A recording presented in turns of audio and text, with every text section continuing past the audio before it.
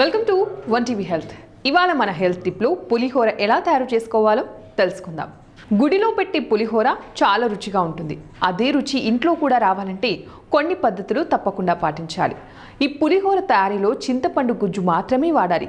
నిమ్మకాయతో ఆ రుచి రాదు. చింతపండు గుజ్జుని తగినంత నూనెలో ఉడికించుకోవాలి. గుజ్జులో నుంచి నూనె బయటకు వచ్చేంత వరకు ఉడికించాలి. ఆ తర్వాత పసుపు, ఉప్పు చివరిలో వేసుకోవాలి. ముందే వేసుకుంటే గుజ్జు చిక్కబడ్డాక ఉప్పు ఎక్కువయ్యే ప్రమాదం ఉంటుంది.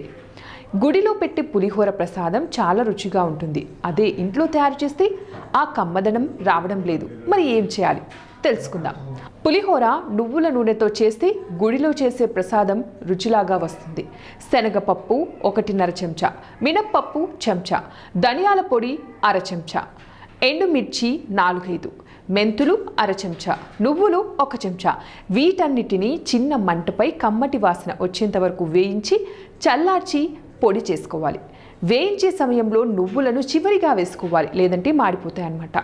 తాలింపులో ఆవాలు, మినప్పప్పు, శనగపప్పు, పల్లీలు, ఎండుమిరపకాయలు, పచ్చిమిర్చి, కరివేపాకుతో పాటు సన్నగా తరిగిన అల్లం ముక్కలను కూడా వేసుకోవాలి. అన్నంలో మొదట చింతపండు గుజ్జు, ఆ తర్వాత తాలింపు, చివరిగా పొడి కలిపితే అద్భుతంగా ఉంటుంది. కొన్ని గుళ్ళలో మసాలా పొడిలో ఆవాలు వేస్తే మరికొందరు మిరియాలు జత చేస్తారు. తయారు చేసిన పొడిని చింతపండు గుజ్జులో కలిపి చేయడం మరో పద్ధతి అన్నమాట. సో మరి ఇవ్వండి ఇవాల్టి టిప్స్. మరిన్ని టిప్స్ కోసం చూస్తూనే ఉండండి వన్ టీవీ హెల్త్.